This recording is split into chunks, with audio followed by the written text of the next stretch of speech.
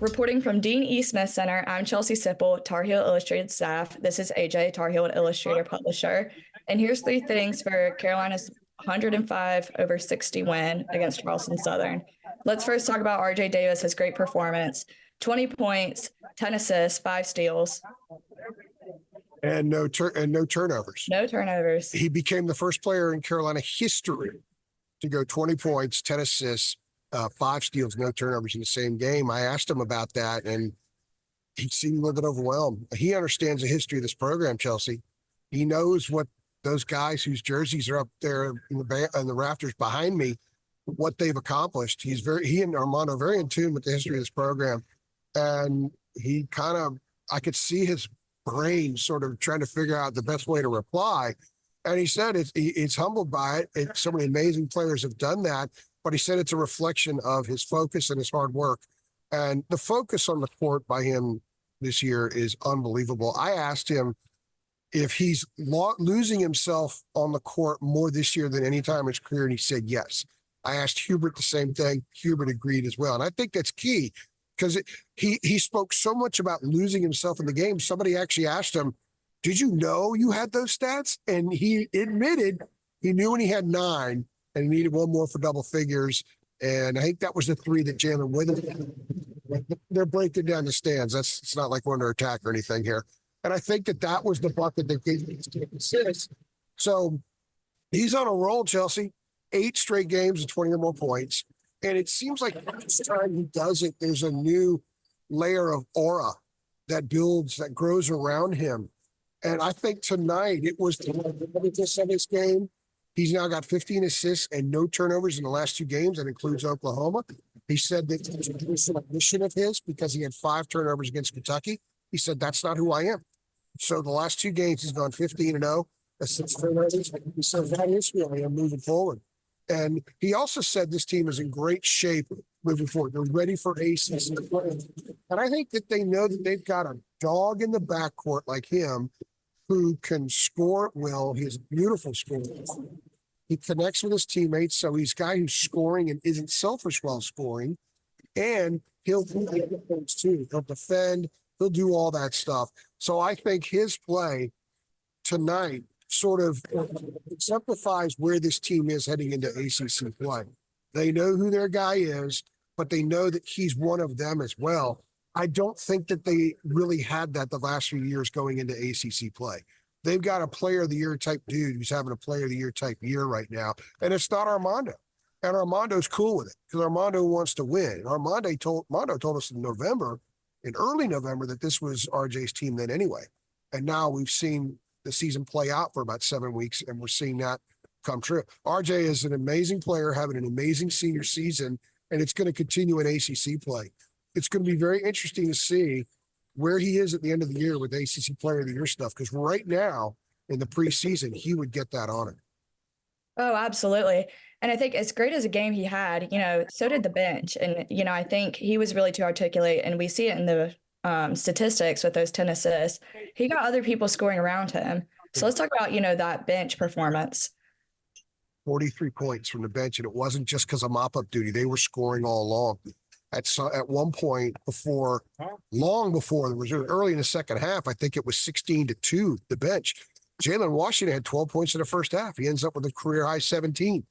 Last year, his high was 13 at Virginia when Armando got hurt early on. Pete Nance didn't play, but we saw a lot of his game tonight.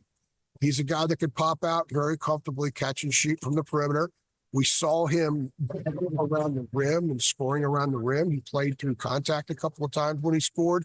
He was ferocious with a slam. I think what we saw tonight was more confidence in a guy who's still, learning to play with that knee. The knee, he missed 3 straight off seasons basically because of the knee injuries. And he says he's 100%, which I know he is physically, but he says his mind is 100% too. I would imagine if there was any doubt at all before tonight, that's over with, because the way he played, the fluidity that he played with shows me that, and the fact that he also played with Armando some. For the first time this year, he and Armando were paired together on the court. That tells me that Hubert is seeing what he wants to see from Jalen. So the bench is growing. It was this time last year when guys started losing minutes from the bench. Now I think guys are getting more minutes and they can be very situational. So he was very good. Seth Trimble had 12 points. Seth says that sometimes he says 60% of the time when he leaves his feet, he knows what he's going to do. The other 40% he doesn't know what he's going to do. He wants to dunk it every time though. But the fearlessness and the confidence that he's playing with. So when you think about what Jalen's doing, think about what Seth's doing right now. Jalen Withers is working through some stuff. The staff, the coaching staff, they're going to trim some of that Louisville fat, if you will. And I think that we've seen some good floor games from him last couple of games. He struggled a little bit. I guess it was against Oklahoma, but he was really good against Kentucky. So the bench is coming along. And the bench has 19 more ACC for the ACC tournament to continue kind of forming into whatever they're going to be. They're much better on the bench right now than they were the last 2 years. And I think in some ways they're better than they were in Roy's last year because of the diversity, because of the multiplicity of the bench, guys that could come in and plug a bunch of different holes. So the bench, they were fantastic tonight. It was against but they played with confidence. They didn't play with any hesitancy. There was no hot potato when any of the guys got the ball. Even James had a 6-2 run himself over Charleston Southern late in the game. So this is the kind of game that bench dudes love, but every one of them played well and showed up. So that's if you're a coach, that's what you want heading into a 3-game road stretch that they have coming up.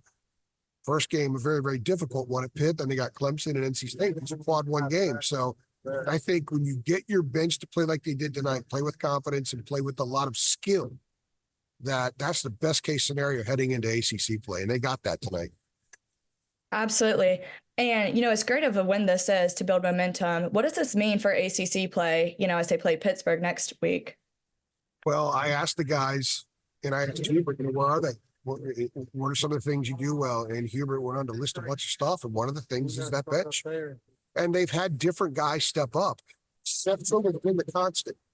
But man, what Jalen did and what he's done a couple of times and his production per minute has been very, very good.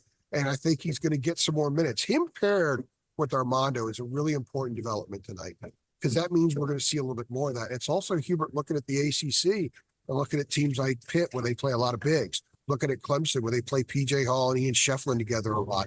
Looking down the road, State's got some big guys. Burns gave him all kinds of trouble last year. So he's looking at matching up moving forward as well. And the fact that guys are stepping up and playing well, Withers against Kentucky, Jalen tonight, some of the games, I think they're in great shape. They need Elliott to play at a more consistent level. Who's that? He had 13 tonight, scored all 13 in the second half. I asked him, how important was it for you to see the ball go? This is real important because he's kind of struggling a little bit the last month or so. So that was good for him. Now he's going to get into the fire. But we've seen Hubert in a couple of games this year when Elliott struggled, pull him back, and you got Seth Trimble you can put out there. There's stuff that you can do. So they don't need Elliott to be an A-plus player next week at Pittsburgh. They need him to have the time to grow into whatever he's going to be because they've got like B-plus, A-minus, A-plus options. They could find ways to win when Elliott is not playing at an exceptionally high level. But those 13 points were big. I mean, when I asked him that, he had nodded right away. So that was good. So I think this team's in really good shape. This is the best team that they've had going into ACC play since 2019. Kobe, Cam Johnson, and Luke May, and those guys were around. And this club has the potential to do a lot of the things that way. My good friend, how you doing? Maybe a little bit more. So what this means, they're in good shape. They're 9-3. The 3 losses were not bad losses at all. They got a lot from it. They've got some quad 1 wins under their belt. The next 3 are quad 1 games. So they have a chance to really fatten up that resume. And instead of fans worrying about them making the tournament, Chelsea, they then could start looking at possibly getting a very high seed in the tournament if they can get some of these games and build a healthy record in the ACC. I think this team could go 16-4 in the league. If they go 16-4 and they pick up 5 more quad 1 wins, you're looking at a 2 seed maybe, and a 1 seed's not out of it. I'm not going to get into that, but I'm telling people that I think the whole idea of looking at other teams to lose so they can get in is out of the question. They're not going to worry about that this year. They have a chance to really fatten up that resume in the next week and a half. And it's going to be very interesting to see. And by the way, it's going to be their first true road game. They played all these neutral site games. They have not played anybody else's gym yet. So that'll be interesting. Peterson Event Center will be full probably. And when that place is full, it's loud. It's one of my favorite places to cover a game. So I'm looking forward to seeing how these guys handle these 3 road games. They come out of it 3-0. Wow. I think 2-1 is probably best case. Clemson's really good. But what's great is now we get to see what they are against the ACC. And that's the part of the season where we really learn a lot. And I think the gauntlet they went through helped them. Tonight helped them too. They needed tonight. They didn't look rusty at all. They were home for 6 days. They were released after the game on the 20th. They go home, and they came back on the 26th. That's a long break. That's the longest break I can recall the basketball team I've covered getting, and they weren't rusty at all. So all good. Absolutely. Well, thank you, AJ. I look forward to seeing how this plays out for the Tar Heels. Again, UNC 105, Charleston Southern 60. This is 3 things. Thanks.